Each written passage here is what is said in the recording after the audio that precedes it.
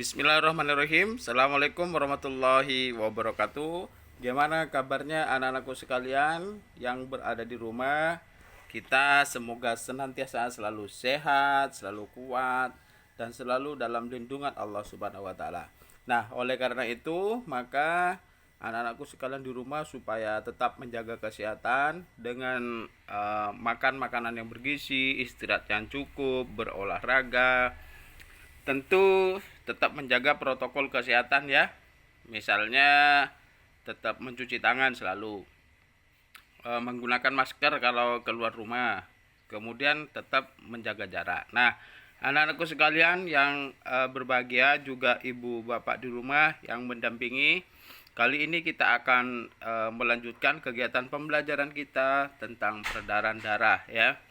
Sebenarnya kita hidup itu salah satunya karena kita memiliki darah dan sistemnya. Nah, apa itu? Nah, anak-anakku sekalian, kali ini Pak Ali menjelaskan tentang peredaran darah dan fungsi dari organ sistem peredaran darah. Pak Ali bacakan dulu ya. Ini ada ilustrasi bacaan tentang Siti dan kedisiplinannya ke sekolah. Nah, Siti anak yang rajin dan disiplin. Siti selalu berangkat ke sekolah lebih awal. Jarak rumah Siti dan sekolah tidak terlalu jauh. Siti berangkat ke sekolah naik sepeda. Naik sepeda juga merupakan kegiatan olahraga. Siti mengayuh sepedanya dengan santai. Siti hanya membutuhkan waktu 20 menit untuk sampai ke sekolah. Nah, Siti sangat peduli dengan kesehatan tubuh. Bersepeda termasuk olahraga yang mendukung kebugaran dan dapat membantu melancarkan ya peredaran darah. Nah, ingat, olahraga bersepeda mampu membantu melancarkan peredaran darah. Jadi kalian kalau bersepeda itu sehat. Nah, darah sangat penting peranannya bagi manusia. Peranan darah antara lain mengantarkan atau mengalirkan oksigen ke seluruh tubuh dan mengangkut karbon dioksida dari seluruh tubuh menuju paru-paru. Ingat, karbon dioksida setelah menuju paru-paru kemudian dikeluarkan ya dari paru-paru itu, dari tubuh kita. Dalam tubuh manusia, darah mengalir melalui organ-organ peredaran darah. Apa saja organ peredaran darah manusia itu?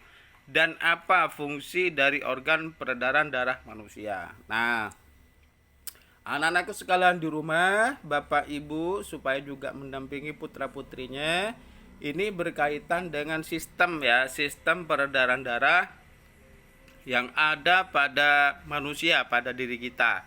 Ini dapat kalian juga simak di buku tema 4 ya, subtema 1, pembelajaran 1 tentang peredaran darahku sehat. Nah, Pak Ali ingin memberikan penjelasan. Mari amati ini contoh bagan ya, jantung, organ peredaran darah manusia. Di jantung itu atau jantung itu di tengah itu ya, ada jantung ya, serambi kanan, serambi kiri, bilik kanan, bilik kiri. Nah, berdasarkan gambar ini, berdasarkan bagan ini ya, tubuh kita itu ada dua sistem peredaran darah, yaitu peredaran darah kecil, kemudian peredaran darah besar.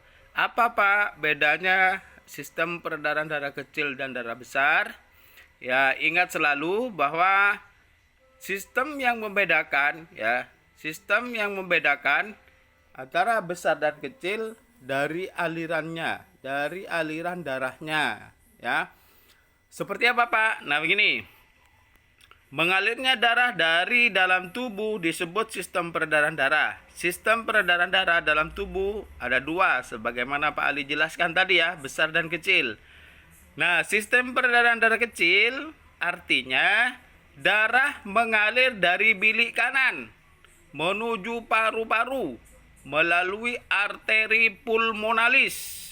Nah, ya, dalam paru-paru terjadi pertukaran darah yang banyak mengandung karbon dioksida dengan darah yang mengandung oksigen. Ingat ya, ketika sistem pernapasan, manusia bernapas dengan oksigen. kemudian sampai kepada paru-paru, alveolus, ya, bronkus, bronkiolus, alveolus sebagai gelembung-gelembung udara di sana, tempat terjadinya pertukaran oksigen dan karbon dioksida atau oksigen, O2 dan CO2. Nah, itu dibantu oleh darah prosesnya ya. Darah yang banyak mengandung oksigen kembali ke jantung melalui vena pulmonalis. Paham kan? Jadi kita bernapas, masuk oksigen tuh, sampai di paru-paru, di alveolus yang sudah mengandung oksigen, diangkut oleh darah menuju jantung, ya, menuju jantung kita melalui vena pulmonalis. Kemudian dari jantung yang membawa karbon dioksida melalui arteri pulmonalis itu menuju paru-paru, alveolus, dibuang keluar kita. Ya, istilahnya kita menghembuskan napas, itu mengeluarkan karbon dioksida. Sementara kita bernapas macam ini, maka dia akan mengambil oksigen. Jadi ringkasnya adalah peredaran darah kecil itu darah mengalir dari jantung ke paru-paru, kembali lagi ke jantung. Melalui apa saja, Pak? Dari jantung bilik kanan, ya, bilik kanan. Kemudian ke arteri pulmonalis, jalur darah ke paru-paru. Sampai di paru-paru terjadi pertukaran oksigen dan karbon dioksida, atau karbon dioksida dikembalikan ke paru-paru, darah kembali mengangkut oksigen, dia kembali ke jantung melalui pintu serambi kiri setelah melewati pembuluh darah vena pulmonalis namanya. Nah, ini harus diingat ya bagannya. Nah, sistem peredaran darah besar adalah darah yang mengandung oksigen, darah yang sudah dari paru-paru, ya toh, mengalir dari bilik kiri jantung.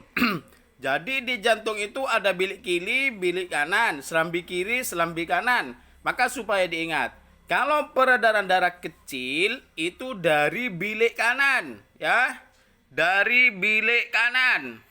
Tetapi kalau peredaran darah besar dari bilik kiri, dari bilik kanan masuknya ke serambi kiri. Nah, ya toh, kalau dari bilik kiri nanti masuknya kemana, Pak? Nah, masuknya ke serambi kanan. Itulah bedanya.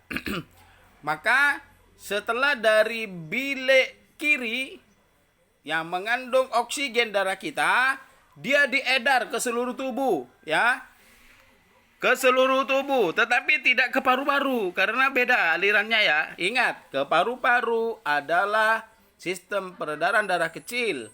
Kalau darah besar itu dari bilik kiri ke arteri besar atau aorta, kemudian ke pembuluh darah yang lebih kecil atau arteri, diedar ke seluruh tubuh, kemudian masuk lagi ke jantung melalui pembuluh darah vena dan serambi kanan. Itu pintunya. Nah, itu supaya diingat bedanya peredaran darah besar dan kecil. Nah, ini kalian bisa dipelajari, dibaca ulang halaman 2 ya. Tema 4, tema 1, PB 1. Nah, anak-anakku sekalian, tentu kamu sudah paham itu kan? Kamu telah membaca, mendengarkan penjelasan Pak Ali uraian di atas. Sistem peredaran darah itu ada 2, peredaran darah besar, peredaran darah kecil. Peredaran darah kecil dari jantung ke paru-paru, kembali lagi ke jantung. Peredaran darah besar dari jantung ke seluruh tubuh, kembali lagi ke jantung. Cuma yang perlu diingat adalah pintu keluarnya, pintu masuknya, yaitu ya, ini lagi. Jadi kalau peredaran darah kecil dari bilik kanan, keluarnya masuknya serambi kiri. Kalau peredaran darah besar keluar dari bilik kiri, masuk ke serambi kanan. Nah, itu ya. Itu supaya anak-anakku sekalian itu mengingatnya.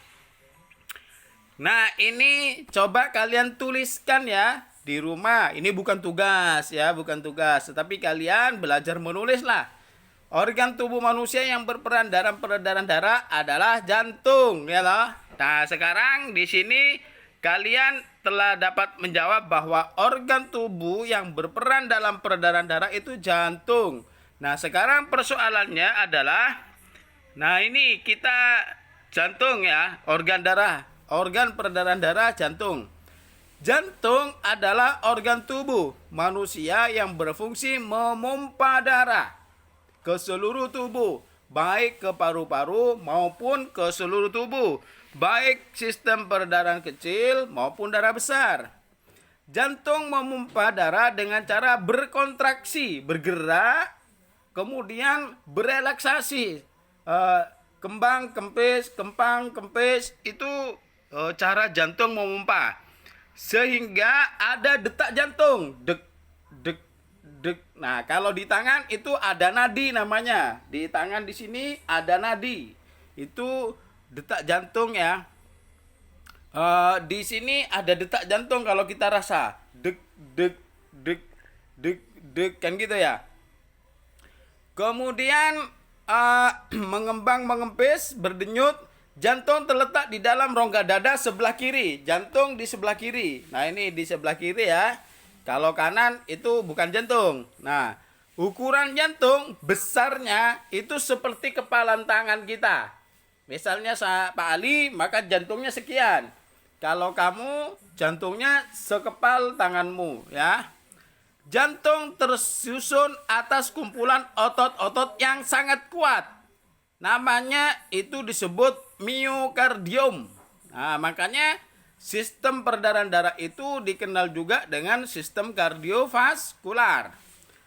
Jantung terdiri dari 4 ruang, seperti Pak Ali tadi katakan. Serambi kanan, serambi kiri, bilik kanan, bilik kiri. Di manakah posisi itu, Pak? Ini gambarnya Pak Ali tambah jelaskan ya.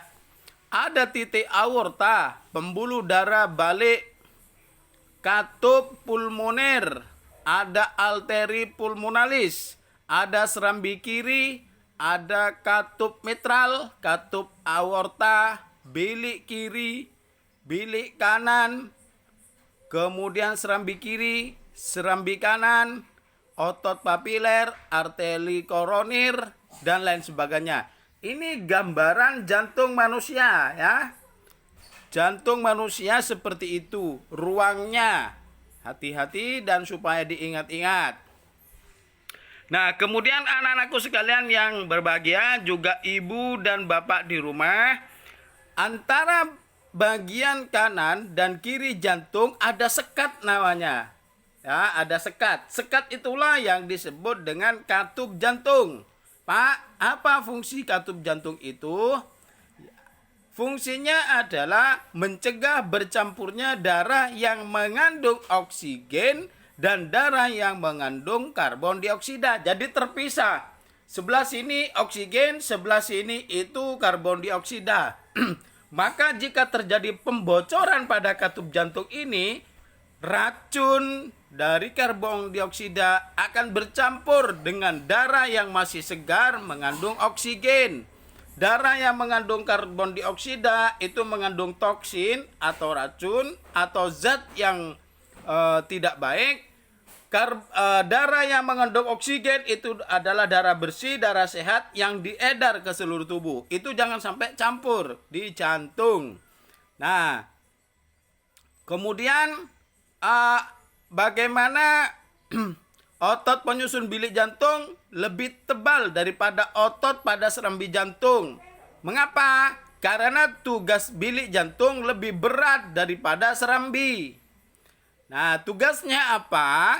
Tugas bilik jantung adalah memompa darah keluar ke seluruh tubuh.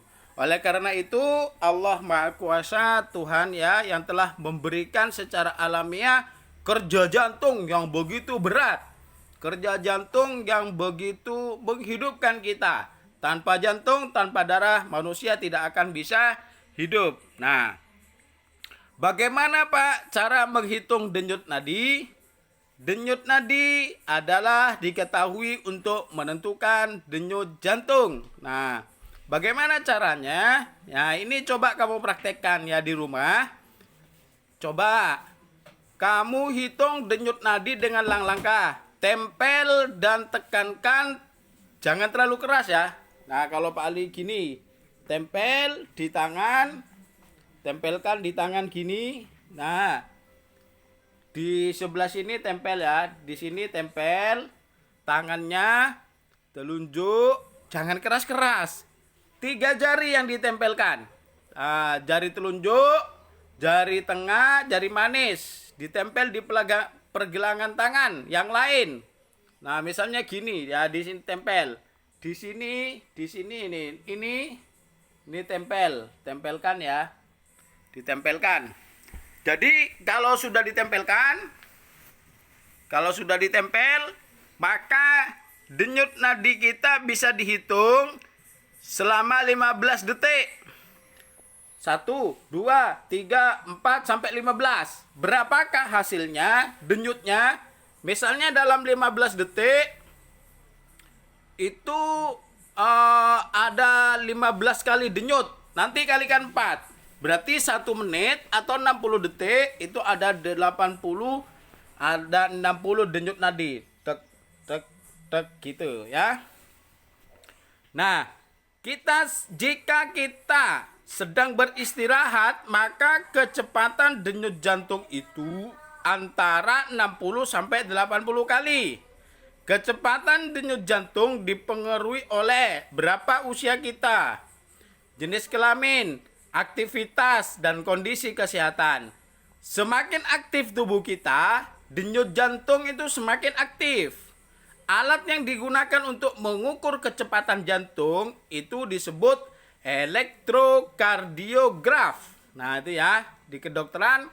Nanti kalau kamu masuk di kedokteran, di kesehatan, paham itu. Kemudian yang kedua, organ sistem peredaran darah adalah pembuluh darah itu sendiri. Nah, pembuluh darah itu anak-anak merupakan saluran tempat mengalirnya darah, seperti pipa ya, seperti selang. Di situ ada darah masuk di dalam selang, atau masuk di dalam pipa, atau masuk di dalam pembuluh darah. Di mana? Yaitu tadi antara seluruh tubuh ke jantung, jantung ke paru-paru, itu ada pembuluh darah nadi disebut arteri. Ada pembuluh darah yang balik disebut vena. Jadi kalau keluar dari jantung, seret kemana? Ke paru-paru atau ke seluruh tubuh melalui arteri. Darah yang mau balik ke jantung itu disebut vena. Vena ya. Nah, jadi pembuluh darah nadi membawa oksigen dari jantung, pembuluh darah vena itu menuju ke jantung, membawa oksigen itu tadi ya. Jadi perlu diingat bahwa oksigen yang ditukarkan oleh darah di paru-paru itu adalah darah yang bersih, hasil dari pernapasan yang diolah secara alamiah oleh Allah Subhanahu wa taala menjadi darah yang segar.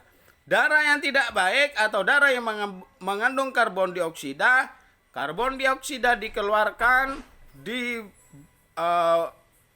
alveolus ya, kemudian menjadi napas yang keluar. Nah, inilah sistem gambaran pembuluh darah pada kita ya. Yang merah itu arteri, yang biru itu pembuluh darah vena. Di tengah ada jantung, kemudian ada pembuluh darah leher dan lain sebagainya. Nah, untuk itu anak-anak sekalian bisa dipahami sekali lagi di buku tema 4, subtema 1, kemudian pembelajaran 1.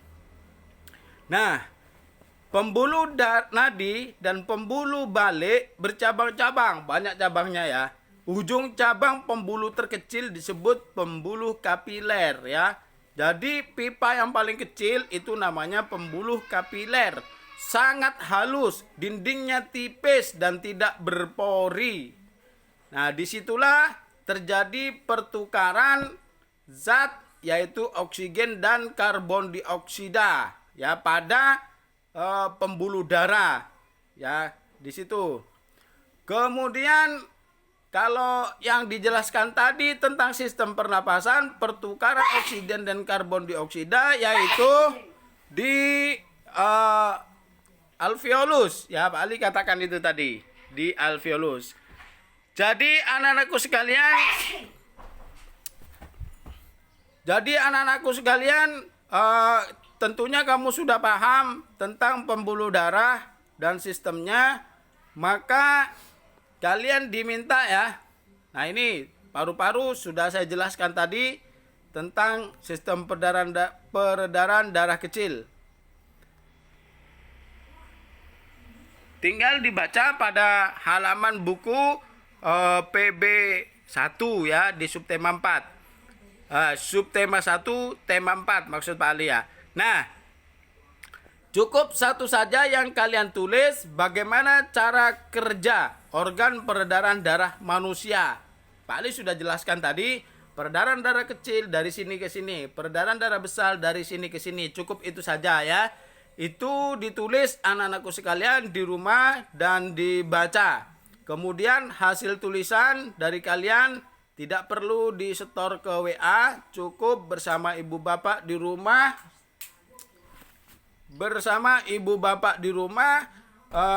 Dibantu untuk belajar ya, belajar menghitung atau bukan menghitung, menerjemahkan ya, menuliskan sistem cara kerja organ peredaran darah manusia. Peredaran darah besar, peredaran darah kecil. Nah, itu kalian tulis di rumah. Sekali lagi, hari ini tidak ada tugas, tetap kalian belajar, banyak membaca, kemudian menuliskan cara kerja organ peredaran darah kita atau jantung kita. Nah, anak-anakku sekalian, saya kira demikian kegiatan interaksi belajar kita atau kegiatan pembelajaran melalui video tutorial ini. Insya Allah besok atau pertemuan berikutnya kita dengan Google Meeting ya. Kemudian jika ada tugas sesuai dengan petunjuk, maka akan disampaikan di Google Classroom.